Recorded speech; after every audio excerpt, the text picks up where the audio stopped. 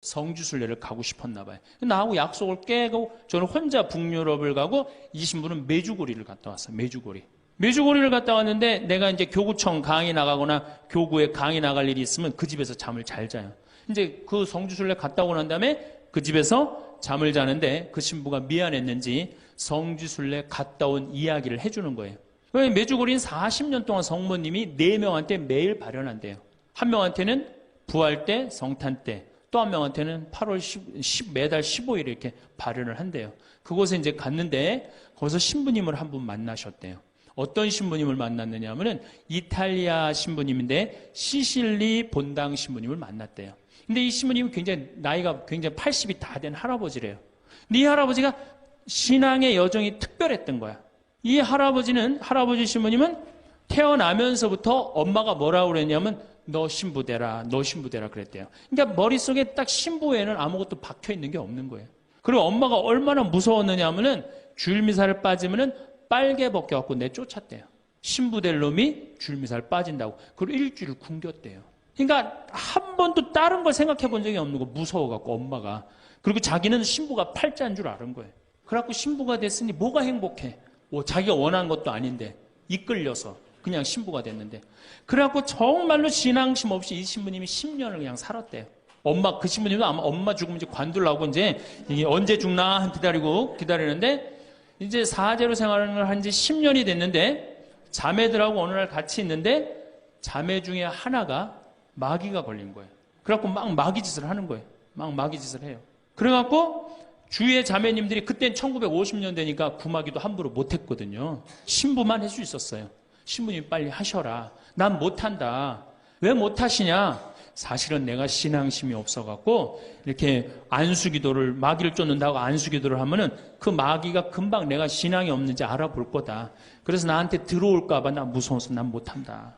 그래도 신부님밖에 없는데 어떻게 하시냐? 신부님이 하셔라. 그래서 어쩔 수 없이 구마기도를 했대요. 머리에 손을 얹고 뭐라고 이 신부님이 기도했느냐면 마귀야 부탁이니 제발 나한테만 들어오지 말아다오 이렇게 기도를 했대요. 그런데 마귀가 나간 거예요. 그래갖고 자매가 깨어나고 신부님 너무 감사하다고 나 마귀 쫓아내줘서 그런 소리 하지 마라. 난 마귀 쫓아낸 적 없다. 그저 나한테만 들어오지 말라고 그랬다. 아니라고. 신부님이 머리에 손을 얹었을 때 성령의 힘이 얼마나 셌는지 마귀가 자기를 끌고 나가려고 그랬는데 못 끌고 나갔다는 거예요. 그때 신부님 마음이 조금 뜨거워진 거예요. 나같이 신앙심 없고 나같이 이게 수동적인 인간도 주님께서 도구로 쓰시는구나. 그래서 조금 마음이 열렸어요. 마음이 열려도 이 신부님은 너희는 모두 이것을 받아 먹어라. 이는 너희를 위하여 내어줄 내 몸이다. 이렇게 하면서도 20년 동안 미사를 하면서도 정말 거룩한 변화가 일어날까 의심을 했었대요. 아직도 내 신앙이 약하니까 안 일어나겠지. 근데 20년째 너희는 모두 이것을 받아 먹어라. 이는 너희를 위하여 내어줄 내 몸이다. 그러는데 예수님의 목소리가 딱 나와서 예수님이 하는 걸 느끼겠더래요.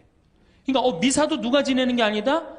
내가 지내는 게 아니라 내 몸을 빌어서 예수님이 지내는구나. 이탈리아 시실리섬 본당 신부인데 이게 마음이 너무 뜨거워진 거예요. 뜨거워져갖고 어떻게 했느냐? 길거리에 뛰쳐나갖고 선교를 하기 시작한 거예요. 그래서 7,000명을 선교를 했대요. 그냥 대단한 거죠. 그거 대단한 거예요. 근데 이 신부님이 이제 예수님도 사랑하고 신앙심도 굳고 사제로서 이제 너무 행복해. 그런데 문제가 하나 있어요. 어떤 문제가 있냐면 자기 엄마가 너무너무 무서웠기 때문에 예수님 엄마도 무섭다고 생각을 한 거예요. 그래서 평생 성모님한테 한 번도 의지를 한 적이 없는 거예요.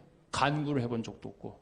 내가 이렇게 사제로서 이제 모든 게 다 됐는데 우리 성모님한테 우리 예수님, 이 좋은 예수님 낳아주신 성모님을 사랑해야 되지 않겠느냐. 그래서 보스니아 크로아티아에 있는 메주고리에 이제 운전을 하고 갔대요. 갔는데 성모 발현동산에 딱 도착을 했는데 성모님이 그 발현동산에 느껴지는 품이 성모님이 나를 평생 이 품에서 내가 성모님 품에서 이제까지 보호받아 왔구나를 그냥 느끼겠더래요. 그러니까 이 신부님이 너무너무 행복한 거지. 그래서 매년 그 메주고리에 와갖고 세계에서 오는 신부들한테 자기 신앙을 고백을 하는 거예요. 나는 이렇게 사제로 평생 살면서 이런 은총을 받았다. 그걸 이제 우리 베드로 신부가 듣고 와서 나한테 얘기를 해주는데 새벽 한 3시간을 얘기를 해주는데 그 시간이 너무너무 은혜로운 거예요. 얼마나 그런 영적으로 통하는 사람이 있으면 행복해요. 그렇죠? 여러분들, 그래서 여러분들 이제 대화가, 뭐 요새 무슨 프로에 대화가 필요해. 그런 것도 있다며요. 대화가 꼭 필요해요. 여러분들이 여러분을 영적으로 이끌어줄 스승이 필요해요. 신부님, 나는 사실은 저 사람이 굉장히 마음에 드는데 저 사람이 나한테 관심이 없어요. 저 사람이 영적으로 깊은데. 그러면은요, 내 돈 들여서 먹을 거 사주면서 얘기하시면 돼요. 여러분들, 내가 뭘 얻으려면 반드시 어떻게 해야 돼요? 투자해야 됩니다. 그러니까 영적으로 깊은 사람 선물도 사주고, 예? 밥도 사줘가면서 내가 접근해야지. 가만히 있는데 누가 나를 봐줘요. 적극적이어야 돼. 적극적이어야 돼. 그래서 대화 꼭 여러분들 필요하다는 거. 제일 좋은 건 남편이죠. 근데 남편이 안 되면은 주위에 다른 사람들, 주위에 영적으로 깊은 사람들 많아요. 또 뭐 판교가 뭐 땅값이 좋대더라, 뭐 동탄에 그 아파트 거기 상가가 좋대더라, 이런 사람 말고 정말로 삶의 질이 높은 사람, 영적으로 하느님 나라를 정말 갈구하는 사람, 이런 사람하고 가까이 지내고, 그런 사람한테 가까이 지내려면 어떻게 해야 돼? 내가 먼저 다가서야 돼요. 그래서 대화가 꼭 필요하다. 네 번째, 공부해라. 이거 정말로 중요한 것 중에 하나예요. 우리가 초등학교 6년, 중고등학교 6년, 대학교 4년 배워서 몇 살까지 울고 먹어요? 50까지. 실질적으로는 대학교 졸업하고 2년만 지나면 자기가 배운 게 다 끝난대요. 그런데도 우리는 공부 안 하고 어떻게 해? 그냥 사는 거예요. 50부터 100살까지 남은 인생 또 50년 남았는데 어떻게 해요? 그냥 사는 거예요. 아니, 용감해도 그렇게 용감할 수가 있어요? 공부를 안 하고? 저는 제가 신부가 돼서 환경에 너무너무 관심이 많았어요. 그런데 저는 인문학을 공부했잖아요. 종교 철학, 뭐 신학 이런 걸 배웠는데 환경을 딱 접근하니까 너무 어려워. 무슨 BOD가 어떻고, 뭐 COD가 어떻고, PPM이 어떻고, PPT가 어떻고, PPB가 너무너무 어렵더라고요. 그래서 내가 공부를 해야 되겠다. 그래서 아주대학교 산업공학과 환경공학과에 공부를 했어요. 대학원을. 2년을 공부하고 나니까 석사 학위가 나오더라고요. 석사 학위가 나오니까 환경부에서 연락이 왔어요. 신부님, 지금 전국적으로 60명 환경 강사를 모집하는데 천주교에 보니까 공학 석사 학위 따신 분이 계시니까 좀 나와주라고. 그럼 해라고.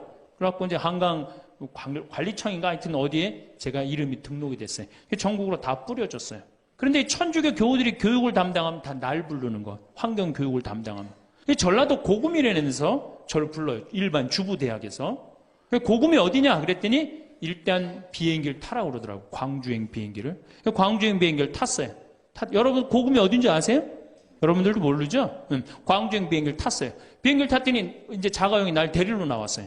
자가용을 타고 나주를 지나고 영암을 지나고 무슨 완도 있는 데까지 갔어요. 이제 다 왔나 보랬더니 전화를 끌더니 배 띄우라고 막 전화를 하더라고요. 배를 띄워갖고 배를 타고 이 섬으로 건너갖고 거기서 또 차를 타고 30분 정도 들어가니까 전라도 고금도라는 데예요. 우리나라 맨 끄트머리. 얼마나 좋아. 전국에 다니면서 강의해서 좋아. 그분들 천주교 신부 한 번도 본 적이 없잖아요. 신부가 와서 환경 강의하니까 선교해서 좋아. 강서료 받아서 좋아. 또 거기 멸치가 주산지라고 멸치 선물 받아서 좋아. 공부하면요, 여러분들 할 일이 너무너무 많고 인생이 너무너무 다이나믹한 인생이 기다려져요. 호스피스를 배워도 되고, 무슨 공예를 배워도 되고, 자수를 배워도 되고, 수지침을 배워도 되고, 도자기를 배워도 되고, 플룻을 배워도 되고. 남은 인생이 50년이란 말이에요. 50년. 여러분도 50년이 짧아요? 앞으로? 그런데 공부 안 하고 그냥 버티고 그냥 살 거예요? 이제 공부하셔야 돼요. 공부를 하셔야만이 여러분들의 인생이 행복해집니다. 다섯 번째, TV 시청을 반으로 줄여라. 이게 이제 문제 중에 문제예요. 제가 전전 시간에도 TV에 대한 얘기를 했지만 현대의 하느님이 누구예요? 저는 십자가에 계신 예수님이 하느님이라고 생각 안 해요. 현대의 하느님은 TV님입니다. 가정방문 다녀보면은 거실 정가운데 누가 모셔져 계셔요?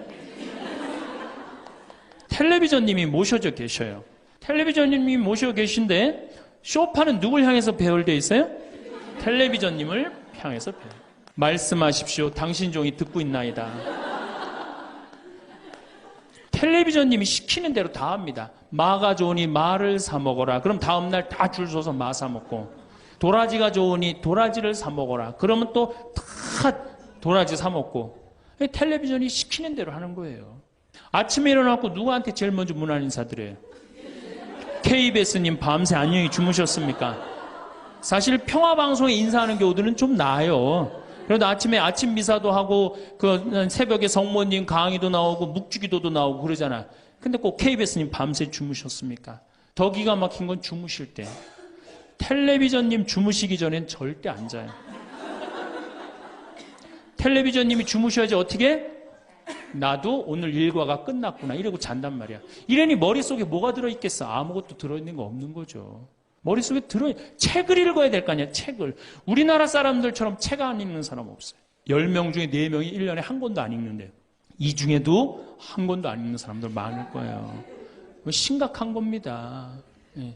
저한테 그래요. 신부님 그렇게 매일 강의하면서 여기 농사 지면서 토담집 지면서 언제 그렇게 농사꾼 신부 유럽에 가다라는 책도 쓰셨고 이번에 환경에세이 어디로 가야 하는 책도 쓰셨느냐고. 텔레비전만 안 보면 그 시간 충분해요. 여러분들 하루에 3, 4시간씩 무슨 일 집중해서 한 6개월 하면은 무슨 일 만들어내지 않겠어요? 얼마나 우리가 텔레비전 하늘만큼 땅만큼 끝나고 무슨 재미로 사나 했더니 미우나 고우나라네. 미우나 고우나 오늘 또 무슨 재미로 또 살아요?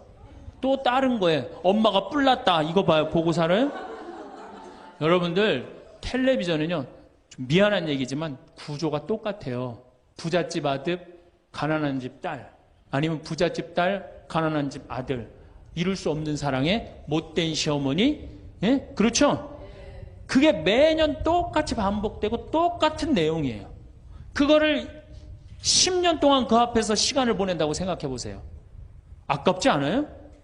그 시간에 해야 될 일이 얼마나 많은데 대화도 해야 되고 운동도 해야 되고 감사도 해야 되고 공부도 해야 되는데 이걸 전부 다 어디다 갖다 쏟아부어? 텔레비전에 갖다 쏟아부어요. 그리고 여러분 텔레비전을 보면 볼수록 어떤 의식이 늘 것 같아요? 패배의식이 늘어납니다. 텔레비전을 보면 볼수록 마음의 갈등이 일어나요.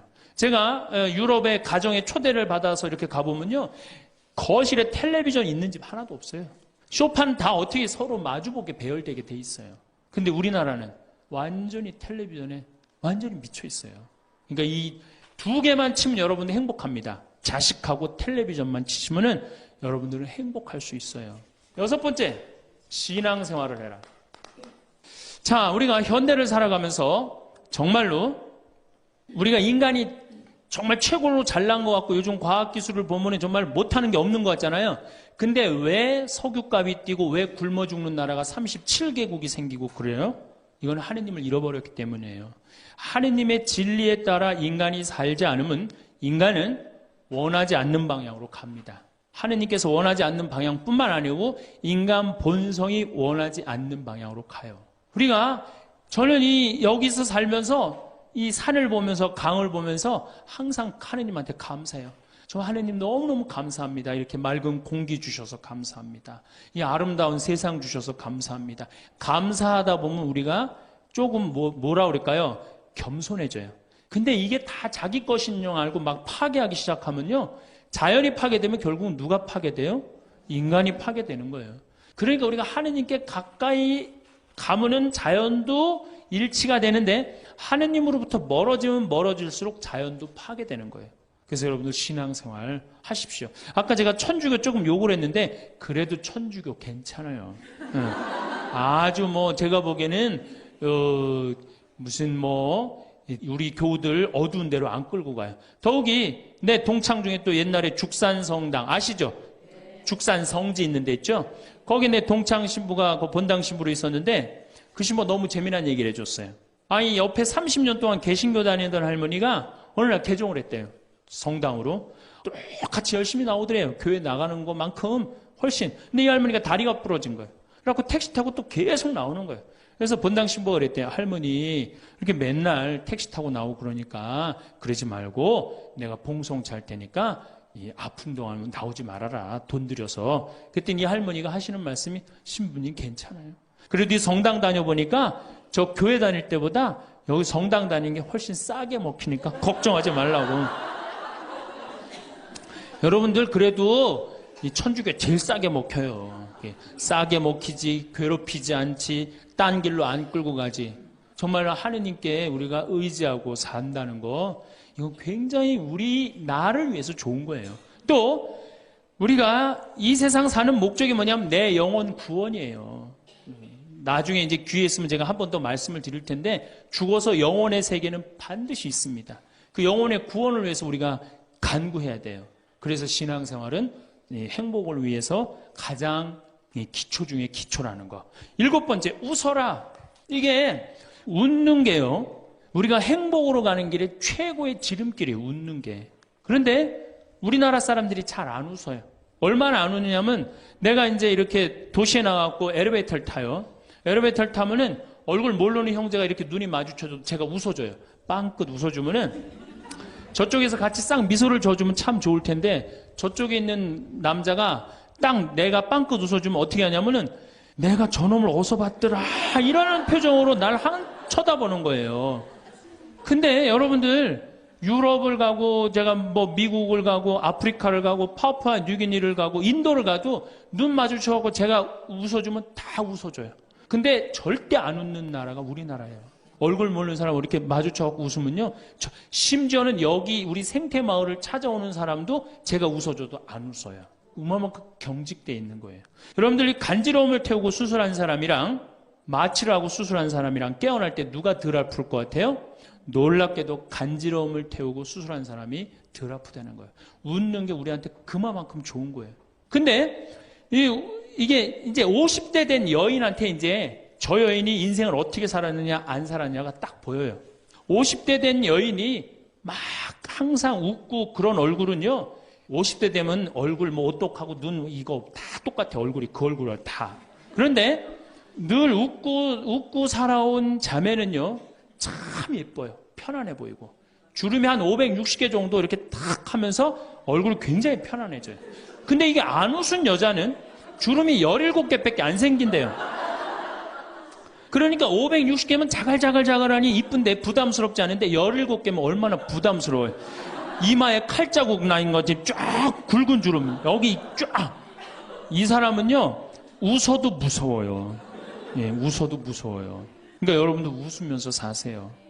제가 보통 강의를 이렇게 다니면 일반 주부대학 이렇게 강의를 달 때는 아해모 어해줘요. 얼마나 잘 웃는지 몰라요. 근데 내가 일반 공무원들 이렇게 강의를 갈 때가 있어요. 특히 무슨 뭐 이렇게 과장들 뭐 이런 그런 분들 한 번은 한 200명을 강의를 했는데 죽는 줄 알았어 내가. 2시간 내내 한 번도 안 웃는 거예요. 내 강의를 듣고. 그런데 여러분들 남녀 수명의 차이가요 6년이 납니다. 6년이. 여성이 83세, 남성이 76세. 이제 뭐 6년, 7년이 나요. 저는 그 원인이 어딨나 가만히 생각해 봤더니 여자는 참 잘 웃어요. 깔깔거리면 자기네들끼리. 남자는 직장에 가도 안 웃고 집에 와도 안 웃고 그러니까 빨리 죽는 거야. 여러분들 오늘 여기서 많이 웃었으니까 내가 보기에는 120살이 아니라 123살까지 살 것 같아요. 네. 오래 살으면 안 되긴 안 되는데 안 죽는 걸 어떻게 해요? 이제 안 죽는 걸 어떻게 해요? 나도 그거 잘 아는데 여러분들 민주주의하고 공산주의가 결정적으로 갈린 이유가 뭐라고 생각하세요? 승패가 어디에 있다고 생각하세요? 저는요 공산주의를 이렇게 보면요 웃음이 없어요. 그렇죠? 가만히 생각하면 공산주의 생각하면 소련, 동독 뭐 이런 거 생각하면 웃음이 있어요 없어요?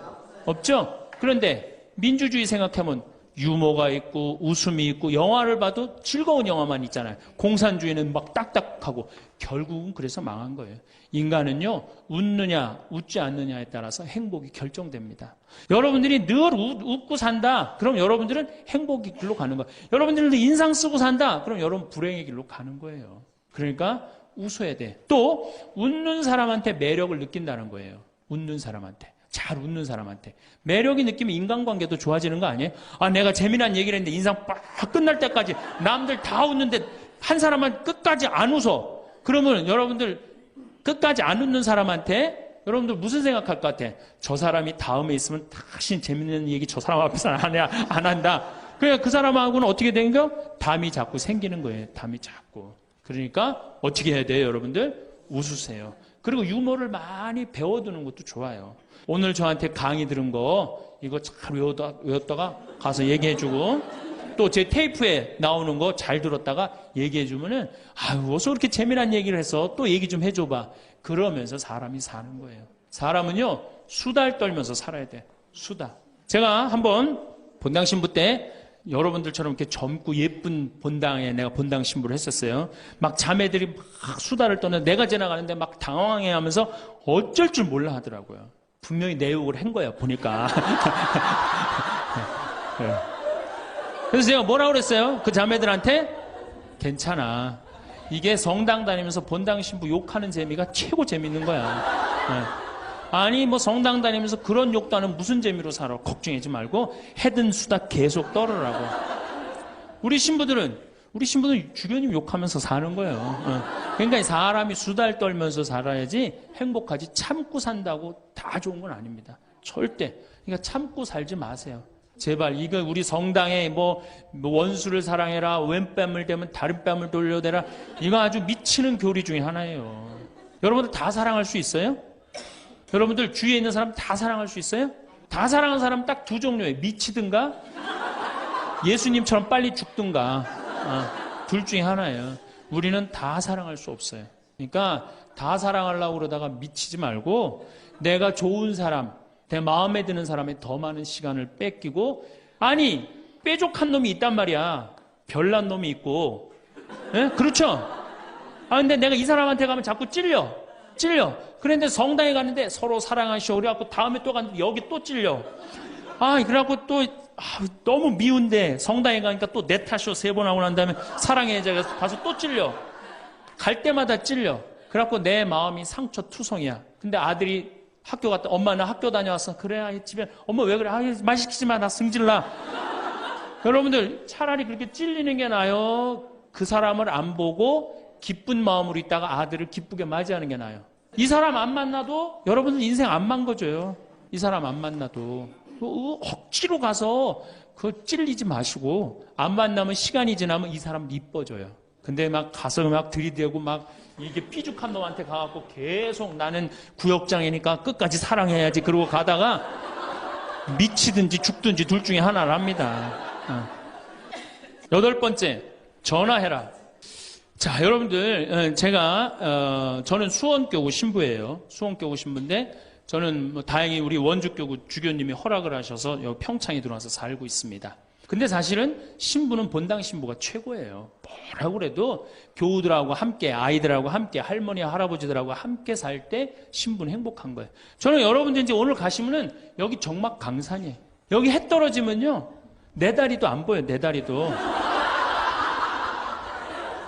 해 떨어지면 내 다리도 안 보여. 여기 아까 잠깐 앉아서 신부님 너무 경치가 좋다고 그러는데 딱 하루 좋은 거예요. 하루 좋은 거지. 이걸 일주일, 2주일 여기 해 떨어져 갖고 뭐 산책 나가면 내 다리도 안 보이는데 어딜 산책을 나가요. 굉장히 외롭습니다. 여기 앞에도 전원 5세대가 돌았는데 3세대가 우울증으로 나갔어요. 그럼 나도 여기서 교우들 뭐 몇천 명 속에서 살다가 평창에 들어와서 살면은 우울증 걸릴 수 있잖아요. 내 동창이 20명이거든요. 동창이 20명이나 되는데 왜 나한테 전화하는 놈 한 놈도 없지? 걔네들이 날 잊은 건 아닐까? 나는 왜 교구 밖으로 와서 이 고생을 하고 살까? 난 우울하다. 그럼 알아주는 놈 누가 있어요? 아무도 없어요. 어떻게 하면 돼? 내가 먼저 전화하면 되잖아. 아주 너무 쉬운 거 아니에요. 내가 전화해갖고 너 성당은 잘 짓고 있느냐? 너 요즘 큰 성당에 갔는데 어떻게 잘 지내냐? 내일은 내 동창이 또 우리 집에 와서 있겠대. 몸이 안 좋아갖고. 그러니까 그 전화를 하니까 동창들이 와서 안식년도 여기 와서 지내고, 아프면 여기 와서 지내고, 허리 수술에도 와서 지내고, 그러니까 외롭지 않은 거예요. 사랑도 먼저 하는 게 중요한 거지, 나한테 누가 해주지 않을까? 죽을 때까지 안 찾아옵니다. 남녀의 사랑 문제가 아니라 인간이 살아가면서 그런 거예요. 그러니까 내가 먼저 전화하라는 거 굉장히 중요한 거. 내 동창 중에 지금 보구마국장, 우리 수원교구 보구마국장 내 동창인데, 얘가 로마로 유학을 갔어요. 있기 전에도 뭐 친하게 지냈지만 유학을 갔는데 이놈이 한 달에 3번 어김없이 전화하는 거예요. 생태마을 농사는 잘 되냐? 잘 돼. 그럼 또 다음에 전화해갖고 생태마을에 피정은 많이 들어오냐? 많이 들어와. 또 다음에 전화하고 너 몸은 안 아프냐? 안 아파. 다음 달에 또 전화해. 생태마을 피정은 많이 들어오냐? 생태마을에 농사는 잘 되냐? 그렇게 전심 한 끼 나가서 먹으면은 며느리도 아침 다 상 치고 난 다음에 학부형도 만나고 친구들도 만나고, 아니 며느리가 무슨 징역 사는 것도 아니고 아침 점심 저녁 세 끼를 다 차려줘야 되니 얼마나 힘드냐. 그랬더니 이 할아버지가 저한테 화를 내는 거예요. 신부님, 난 노인정 가기 싫다는 거예요. 아니 왜 노인이 노인정 가기 싫으냐. 그랬더니 이 할아버지가 저한테 명언을 했어요. 무슨 명언을 했냐면 형들이 심부름을 시켜서 가기 싫다는 거예요.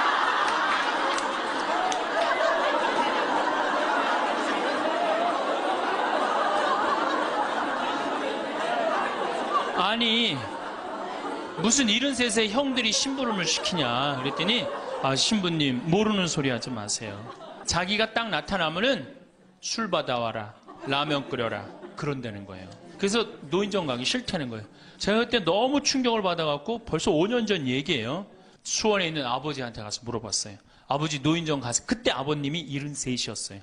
아버님 노인정 가세요 안 가세요? 그랬더니 안 간다고 화를 내시더라고. 아니 왜 노인정, 집에는 우리 어머니 아버지만 살고 자식들은 한 1km 반경에 떨어져서 살거든요. 왜 안 가시냐고. 그랬더니 우리 아버님 하시는 말씀이 형들이 청소시켜서 가기 싫다.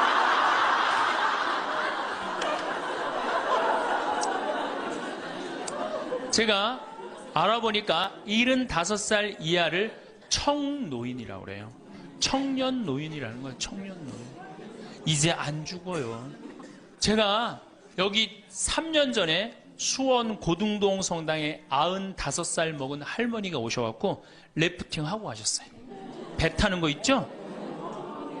그래서 내가 그때 그랬어. 할머니 참 죽기 전에 이렇게 래프팅도 하고 가니까 너무 좋다고. 그랬더니 그 할머니가 나도 원이 없다고. 이렇게 이 나이에 래프팅, 배 타고 강에 래프팅을 했다고. 작년에 97인데 또 와서 또 하고 갔어요.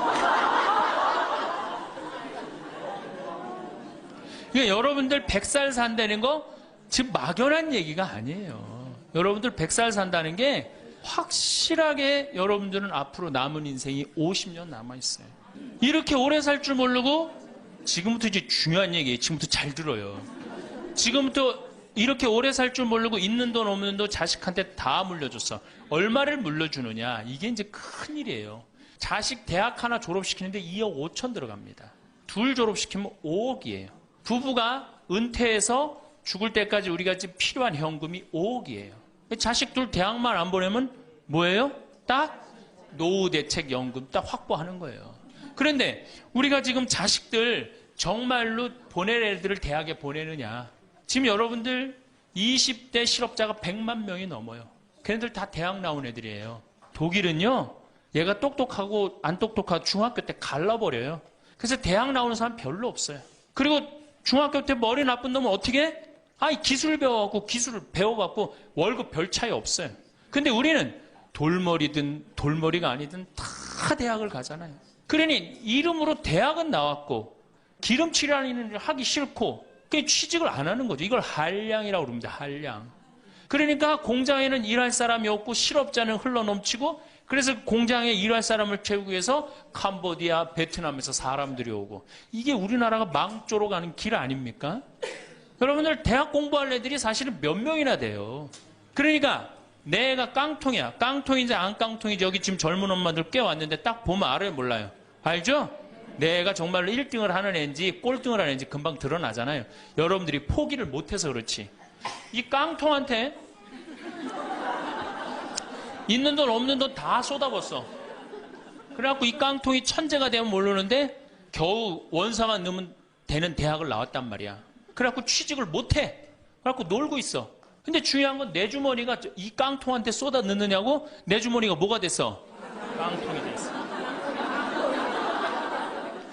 이 집 뭐 하는 집안이에요? 깡통 차는 집안 되는 거예요. 생각 잘 하셔야 됩니다. 태양은 두 번 아름다워요.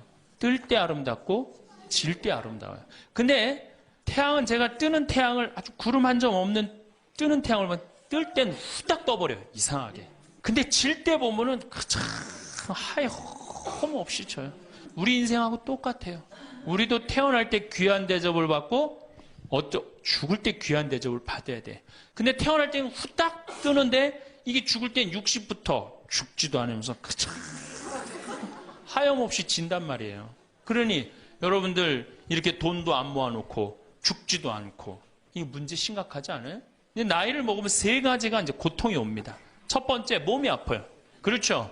60년, 70년 썼으면은 눈도 안 보이고 귀도 안 들리고 허리도 아프고 그렇죠? 네, 아픈 데 많아요. 그러니까 자꾸 짜증을 부립니다. 짜증을 자꾸 부리고 신경질을 자꾸 부려요. 그러니까 할머니들이 나이를 먹으면 먹을수록 도사가 돼야 되는데 나이를 먹으면 먹을수록 점점 애가 돼가는 거예요. 그러니까 손자 손녀들이 맨날 할머니 보고 우리 할머니 맨날 신경질 부린다고. 생각해보세요. 머리 하얗지, 얼굴 쭈글쭈글해지, 이빨은 빠져갖고 여기도 쭈글쭈글해지. 웃어도 전찬을 판국에 거기서 막 신경질 부리고 짜증 부리면 어느 자식이 그걸 보면서 행복해하고 오랫동안 좋은 마음으로 모실 수 있어요. 그래서 저는 90살 넘은 장례미사, 90살 먹은 할머니 장례미사를 본당 신부가 해줬는데 며느리가 70이다. 그러면은 본당 신부는 장례미사 하자마자 바로 교황청에 연락해갖고 이 70 먹은 며느리, 90살까지 모시고 산 이 며느리 바로 교황청에 연락해서 시성식 해줘야 돼. 이 며느리. 본당 신부 꼭 할 일이에요. 기적심사 필요 없어요. 그냥 90살까지 모시고 산 것만 해도 뭐예요? 기적이에요, 기적. 안 버리고. 제가 어저께 식사하면서 잠깐 그런 얘기 들었는데 필리핀에 자식이 집 팔고 들어오면은 모시겠다고 그러는데 버린 자식이 있었다며요. 그리고 또 뭐 캐나다에 며칠 전에 또 어디에서 나왔다고 그러더라고. 자식이 그렇게. 여러분들 그게요 남 얘기 아니에요. 여기 노인대학 많이 온다고 그러죠. 제가 노인대학은 1박 2일을 합니다. 그럼 제가 이런 강의를 끝나면 절 찾아오는 할머니들이 참 많아요. 신부님 내 얘기입니다. 그러면서 쫙 얘기하면 어떤 자식까지 있느냐면 생활 그 보조금 나오는 것까지 뺏어가는 자식들이 있어요. 여러분들 얘기야 무슨 아이고 여러분들 지금 자식 걱정할 때가 아니에요. 자, 몸이 아프면은 이제 이가 이제 문제가 생겨요. 그렇죠? 치과에를 갑니다. 치과에를 갔더니 의사 선생님이 하시는 말씀이 할머니 틀니로 하려면 300만 원, 걸으려면 500만 원, 임플란트로 하려면 3천만 원입니다. 이 돈 있어요, 없어요? 없습니다. 그러니까 추석 전에 아들한테 전화를 합니다. 한 달 전에 얘야 내가 요새 이가 아파갖고 소화도 안 되고 골도 아프고 잠도 안 온다. 그럼 아들놈이 딱 알아들어야 돼요. 우리 어머니 이가 없어서 나한테 이해해달라나 보다. 이렇게 알아들어야 되는데 지금 40대, 50대, 30대 된 자식들 중에 자기 어머니, 늙은 노모, 노부, 어금니 몇 개 빠진 거 아는 사람 얼마나 있어요? 없어요. 열어보지 않는 한 얼마나 알아요? 여러분들 지금 우리 엄마, 아버지 어금니 정확하게 몇 개 빠진 거 아는 분들 몇 분이나 계세요? 없어요. 얼마 전에 한 분이 손들 들고 나는 안다고 그러더라고. 어떻게 아냐고 그러니까 몽창 빠져갖고 하나도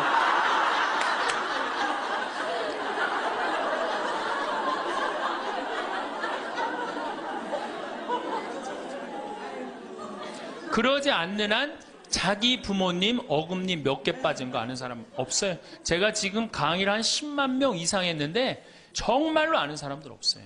그러니까 이 아들놈이 한다는 소리가 어머니 소금으로 양치하세요.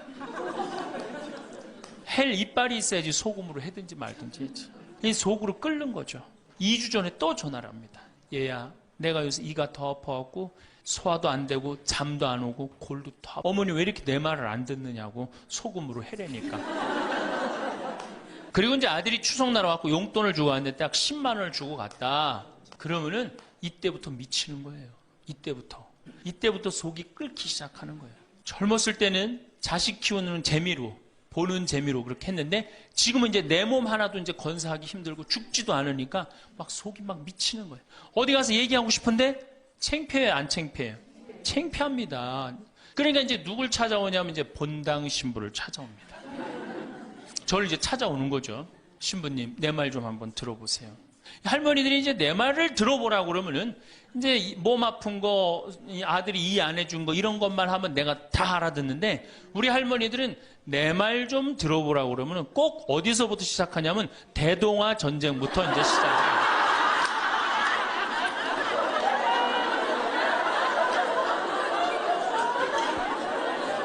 이래야지 이제 속이 풀리는 거예요. 내가 신부님 대동아 전쟁에 시집 와갖고 노숟가락 뺏긴 얘기, 시집살이 한 얘기, 정말 고생한 얘기.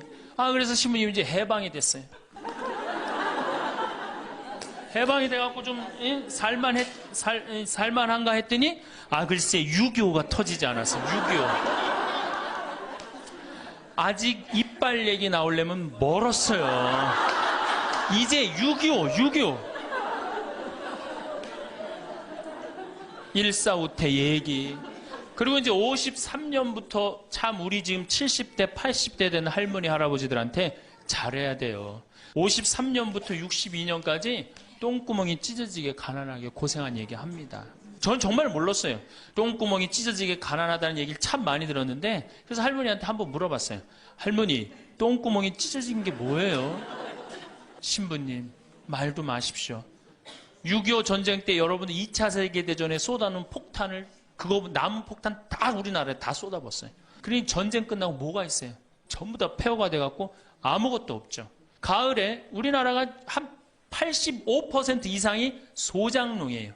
겨우 자기 해 먹을 거 그것밖에 안 됐어요. 전쟁 끝나고 9월에 이제 추수를 합니다. 9월에 추수를 하면 먹을 게 언제 떨어져요? 2월에 떨어져요.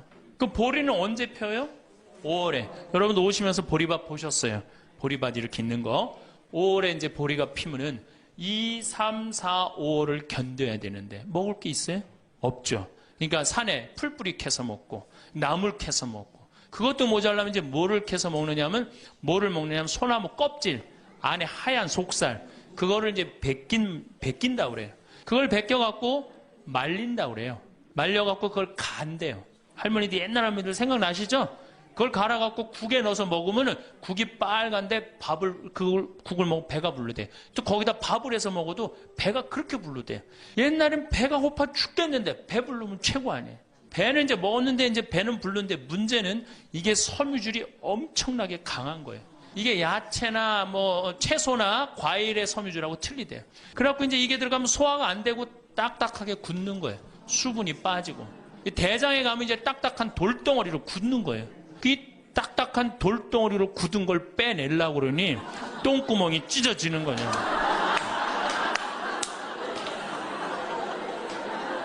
신부님, 똥구멍이 찢어지게 가난하게 고생한 얘기. 그리고 이제 내가 자식들을 이제 내 자식만은 고생을 시키지 않으려고 정말 내가 먹고 싶은 거, 쓰고 싶은 거, 다니고 싶은 거 안 하고 논 팔고 소 팔고 정말로 고생해서 내 자식을 키워놨는데, 내가 늙어서 이해해달라고 그러는데, 아니 이 10만 원을 갖다 줬습니다. 신부님 억울해서 못 살겠다, 분해서 못 살겠다, 그 얘기를 해요. 이 얘기가 사실 남 얘기가 아니에요. 제 얘기.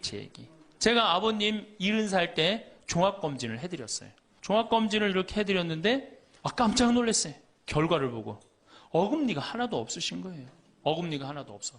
그래서 아버지, 제가 맨날 이렇게 갈비집에 가서 갈비 사드릴 때 뭘로 드셨느냐고 그랬더니 아들 신부가 사주는 거라 앞니로 그냥 대충 씹어갖고 삼켰다는 거예요. 정말 기가 막히죠. 내가 전국에 다니면서 강의를 이렇게 했는데 내 아버지 입 빠진 건 모르고 참 창피하더라고요. 그래서 마침 내가 이제 치과 의사 하나를 세례를 줬어요. 그래서 불렀어요. 내가 너 세례를 줬는데 내가 네 세례를 주면 내가 네 영적인 아버지다. 근데 우리 육적인 아버지가 이가 하나도 없다. 돈은 내가 요것밖에 없으니까 네가 아버지다 생각하고 완벽하게 해놔라. 뭐 가장 정성을 들여서 해놔라. 내가 뭐 그 병원도 축성도 해주고 다 해줬으니까.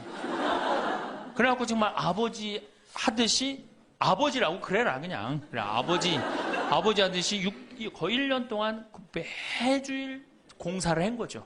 그래갖고 완벽하게 해드렸어요. 그 다음부터 이제 갈비집에 가도 이제 심지까지 뜯어 드시고, 그 다음부터 이제 지리산 꼭대기까지 뛰어 올라갔다 떼어내렸다. 두 번째, 친구가 없어요. 이거 아주 중요한 겁니다. 몸 아픈 거. 우리나라가 OECD 국가 중에 노인 자살률이 1위입니다. 누구보다 높아요? 일본보다 2배가 높아요. 일본은 고독사 하기로 유명한 나라예요. 늙어서 혼자 죽기로 유명한 나라예요. 근데 우리나라는 그 나라보다 자살률이 2배가 높아요. 왜? 경제적인 이유 때문에. 왜? 여러분들 여기 이제 할머니 할아버지도 몇 분 계신데 자 내가 돈에 주머니가 없어. 그럼 바깥에 나가고 싶어 안 나가고 싶어요? 당연히 안 나가고 싶어요. 아 내가 저 모임에 나가갖고 뭐 한번 얻어먹었어. 그 다음에 내가 그 친구한테 사줘야 되는 내가 돈이 없어. 그 다음 만나게 돼요 안 만나게 돼요? 나이 먹어갖고 돈이 없으면 자신이 없어져요. 자신이 없어져요. 그러니까 여러분들 자식 한 초등학생이 학원비가 50만 원 지금 중학생이 70만 원 고등학생이 90만 원이에요. 그러면은 내가 이 90만 원 중에 20만 원만 떼어서 어머니 용돈 줘봐. 우리 어머니 신나서 살걸? 근데 내 자식 학원비 90만 원 안 갖고 오는데 부모 30만 원 용돈? 여러분들 지금 자식들이 부모한테 용돈 얼마 주는 줄 아세요? 1년에 100만 원 줘요. 그 나누면 8만 원이야 8만 원.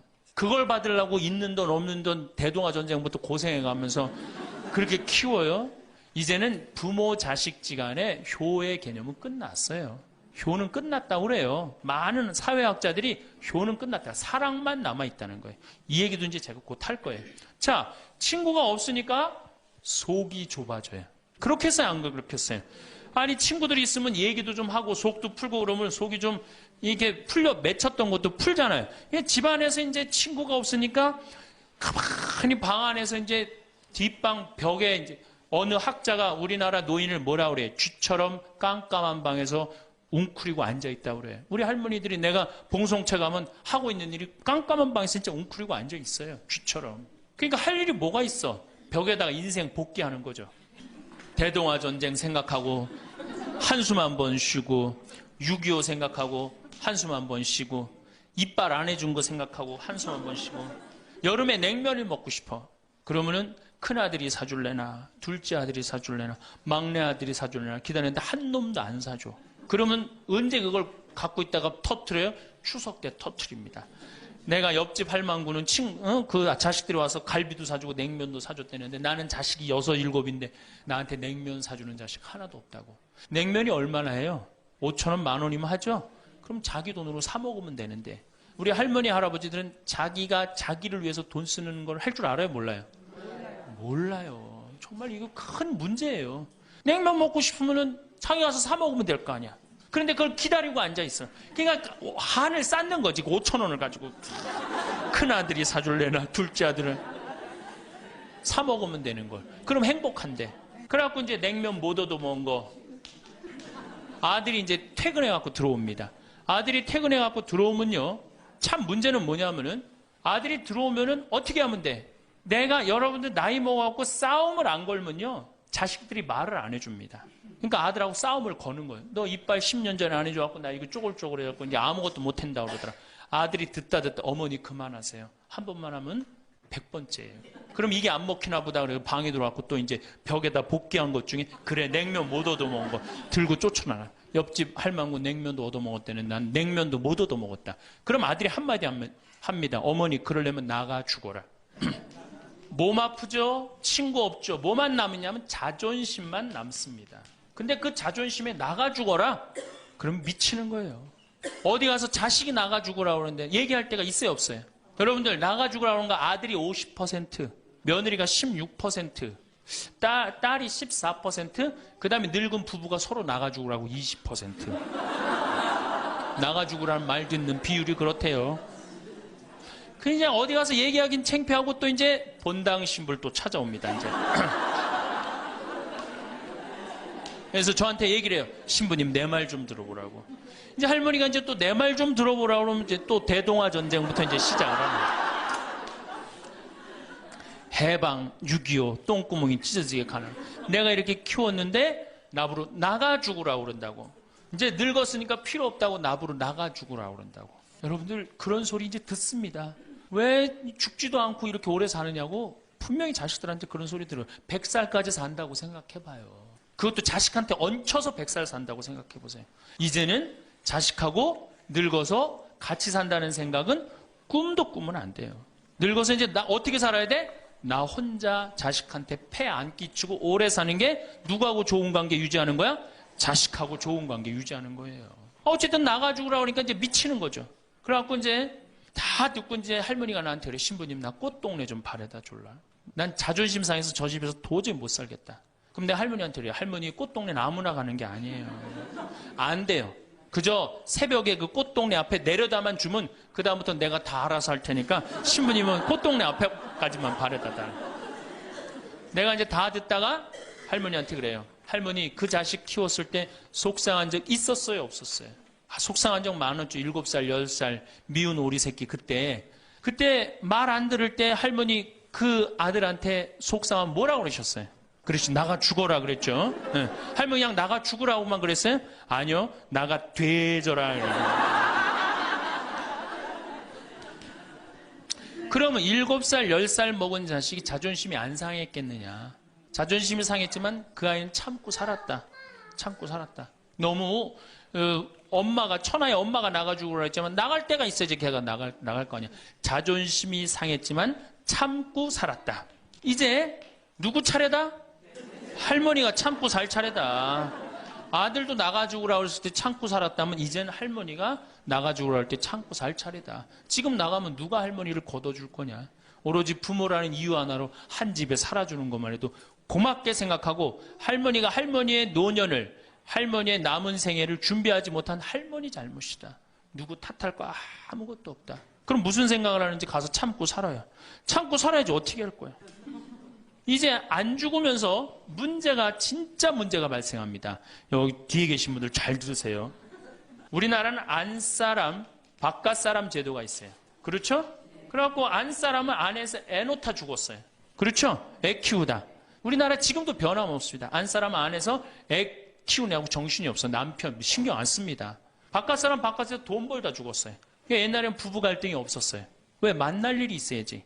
안사람 안에서 애 놓다 죽고 바깥사람 바깥에 돈 벌다 죽었으니까 만나야지 갈등이 생길 거 아니야. 서양은 20대만 나왔고 안 맞으면 30대 바꾸고 30대만 나왔고 안 맞으면 40대 바꾸고 40대만 나왔고 안 맞으면 50대 바꾼 부부가 애인같이 살아요. 근데 우리는 한 번도 맞춰본 적이 없어. 위해준 적도 없고. 제가 재작년에 그 스톡홀름을 여행을 갔었는데 비행기 시간이 오래 좀 하루를 거의 기다렸어야 돼요. 그래서 이제 저녁 비행기를 타려고 저녁 한 5시쯤에 라운지에서 이제 음식을 시켜서 먹고 있는데 내 앞에 60쯤 된 초로의 할아버지하고 초로의 할머니가 서로 끌어안고 뽀뽀를 하는데요. 이 남자가 이마야 눈에다 뽀뽀 한번 하고 I love you 하니 하고 입에다 뽀뽀하고 I love you 하니 하면 목에다 뽀뽀 1시간 이렇게 쪽쪽 빨아요. 걔네들은 그렇게 살고 그렇게 살아야만이 살아요. 근데 우리는 안 사람은 안에서 애 키우다 죽고 바깥 사람은 바깥에서 돈 벌다 죽으니까 서로 사랑을 할 시간이 없어. 근데 상관없었어. 왜? 평균 연령 38세, 46세 때는 아무 문제 없었어요. 그렇죠? 죽으면 끝이니까. 근데 이제 안 죽으면서 문제가 발생을 해요. 직장에서 넌 이제 그만 사회에서 쓸모가 없으니까 집으로 가라. 그래갖고 이 바깥 사람을 고홈 집으로 보낸단 말이야. 그래갖고 이제 안방에 이제 이 바깥 사람이 딱 앉아 있는 거예요. 그래갖고 안방에서 안 사람이 되는 거예요. 집안에 안 사람이 둘이 되는 거예요. 이게 아내가 뭐예요? 태양이라는 뜻이거든요. 집안의 태양을 아내라고 그러잖아요. 이 집안의 태양이 둘이니 이게 사이가 좋아요. 그리고 우리 남자들이 여자한테 하니 I love you 뽀뽀 쫙쫙 했다면서 그렇게 해요. 여러분들 사랑한다는 얘기 들어요 안 들어요? 이게 우리의 큰 문제예요. 사랑한다는 말도 안 듣고. 이 우리나라 남자들은 부인을 위한 이벤트를 할 줄 몰라요. 그러니까 이게 어떻게 있느냐 하면 가을 젖은 낙엽 땅바닥에 붙어 있듯이 쫙 부인한테 붙어 있으면서 밥 새끼 따박따박 그냥 받아먹고 끝난단 말이야. 설거지를 하기라나 뭘 하기라나. 그러니 미치는 거죠. 그러니까 할머니들이 저한테 진짜 할머니들이 그런 얘기 많이 해요. 정말 30년 40년 동안 밥 해대는 거 지겹다고.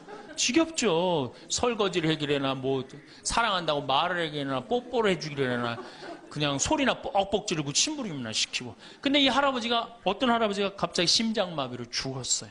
얼마나 할머니가 좋아. 심장마비로 죽었으니. 병원에 가니까 의사가 딱 청진길 대더니 할아버지 돌아가셨다고 심장마비로. 이제 간호사한테 다 처리해갖고 냉도실로 모시라고. 영안실로. 그래갖고 이제 영안실로 이렇게 할머니가 이제 이렇게 할아버지 뒤를 따라가는데 이 할아버지가 가다가 깨어난 거예요. 깨어나갖고 이제 할머니가 뒤따라 온단 말이야. 그러니까 아우 나 좀 살아났으니까 얘기 좀 해달라고 막 그러니까 이 할머니가 못 들은 척.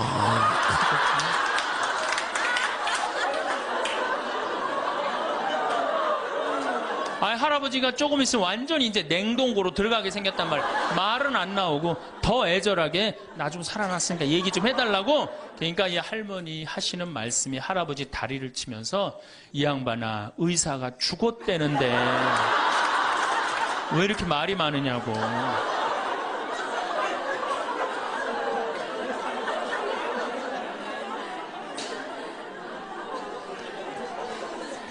반대로 우리 여성들, 우리나라 이 여성 아내들이 남편한테 잘하느냐?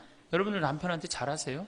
여러분들 남편이 바깥에 나가면 왕 대접받는 남편이 얼마나 있을 것 같아요? 없습니다. 그럼 층층샷 나가면 섬기는 사람이에요. 굽신거려야 되는 사람이고. 근데 아침에 출근할 때 정말로 내 남편이 전쟁하러 나가는데 정말로 왕 대접하고 내보낸 부인이 얼마나 돼요? 이러지 않으면 다행이지. 머리 막 부시시 해갖고 막 사자 머리를 해갖고 머리 끝에는 밥풀 하나 딱 이렇게 붙여놓고 여보 다녀와. 퇴근을 했는데 아직도 그 부시시한 머리를 가지고 테레비를 보고 앉아있다. 어느 남자가 집에 들어오고 싶겠어요. 여기 평창에 대유라는 룸사롱이 오픈했어 작년에. 서울 아가씨 항시 30명 대기 이렇게. 그러면 여러분들 남편이 어디 가면은 왕대접 받아요. 그러니까 여러분들이 남편을 룸사롱으로 내모느냐 집안으로 끌어들이냐 누구한테 달려있는 거야?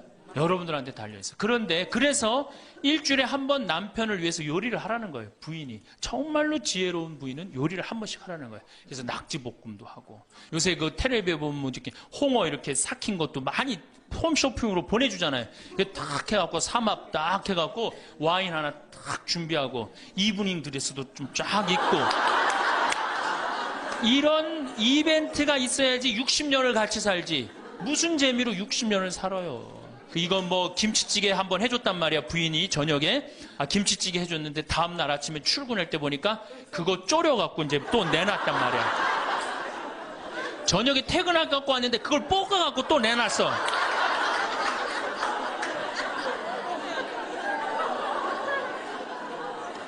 여러분들 자식한테 쏟는 거 반만.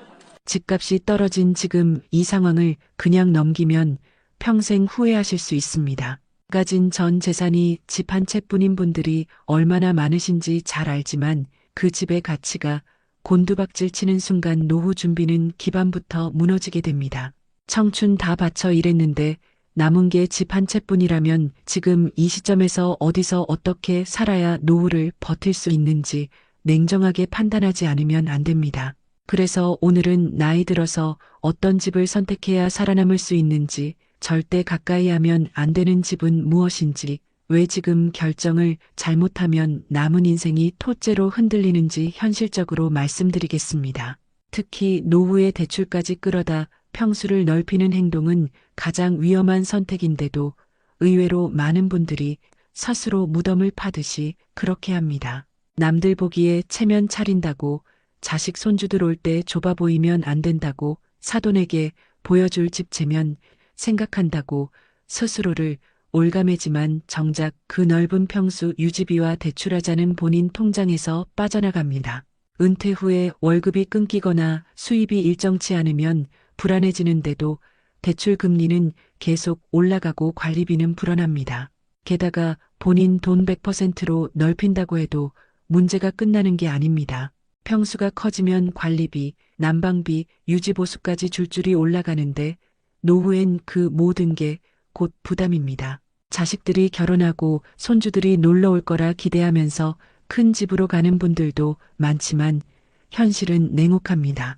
요즘 자식들은 명절에 와도 자고 가지 않습니다. 부모 집보다는 호텔, 숙박업소가 더 편하다고 생각하고 제사 끝나면 금세 떠납니다. 예전처럼 며칠씩 붙어있는 시대가 아닙니다. 그런 현실도 모르고 사돈 눈치, 체면, 걱정하며 빚을 무기로 집을 키우는 건 노후를 스스로 갉아먹는 선택일 뿐입니다. 가진 게 집 한 채라서 그거라도 믿고 있었는데 부동산 시세 떨어지는 속도 따라 가슴이 매일 타들어가는 분들도 많습니다. 남 얘기 아닙니다. 지금도 그런 선택 때문에 손발이 묶여 사는 분들이 전국에 깔려 있고 본인이 그 당사자가 될 가능성도 있습니다.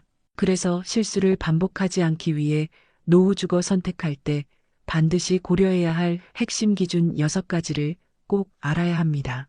첫 번째는 10평도 안 되는 초소형 집은 피해야 한다는 점입니다. 60대 이후엔 자녀들이 떠나고 부부만 살거나 혼자 사는 경우가 많지만 그렇다고 무턱대고 10평 미만으로 줄이면 생활 자체가 불편해집니다. 정부 실버 임대주택이나 오피스텔 중에는 79평대도 많지만 그 정도는 사람에게 필요한 최소한의 정신적 안정성을 확보하지 못합니다. 최소 10평 이상은 되어야 겨우 물건을 놓고 숨 돌릴 수 있으며 복지적 공간이라 부르는 이유도 그 때문입니다. 노후에 가장 적합한 구조는 10평에서 20평대의 소형이지만 오락, 병원, 시장, 모임 장소 등이 가까워야 생활이 됩니다. 또 공간이 작더라도 부부라면 각자 쓸 수 있는 방이 있어야 노화 방지에 필수인 숙면이 보장됩니다. 코 고는 소리, 생활 패턴 충돌로 수면의 질이 떨어지면 몸과 마음이 동시에 늙습니다. 부부라도 혼자 쉬고 싶을 때 혼자 있을 수 있는 여지는 반드시 필요합니다. 두 번째는 복지관 근처를 선택해야 한다는 것입니다. 우리나라에선 집값을 학군으로 따지지만 초고령 사회인 일본은 복지관 근처가 비쌉니다. 이유가 뭘까요?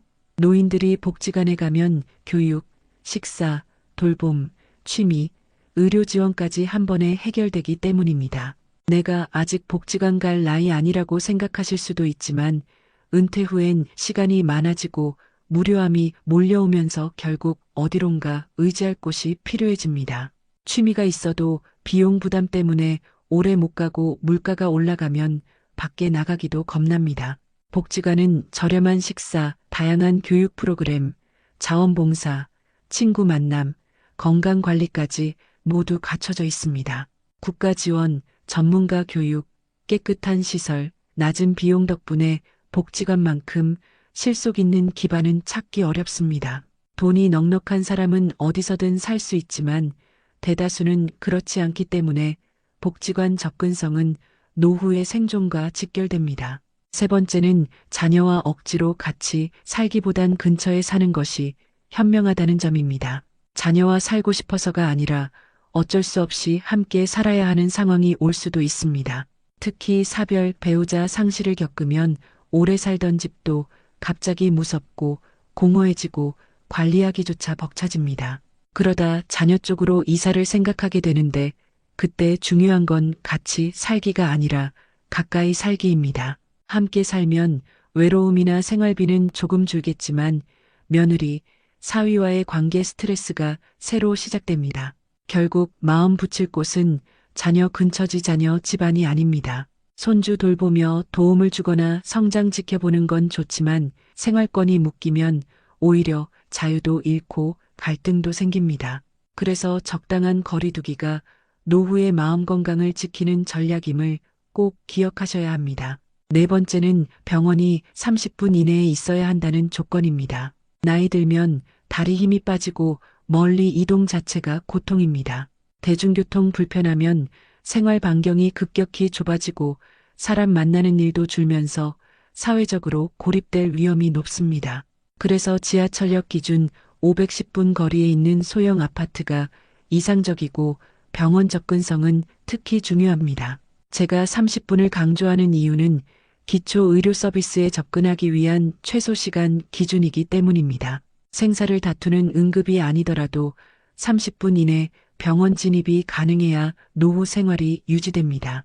최근엔 지방 몇몇 지역을 제외하고는 대부분 30분 이내 범위의 병원이 있지만 시골이나 외곽으로 잘못 옮기면 의료 공백이 생깁니다.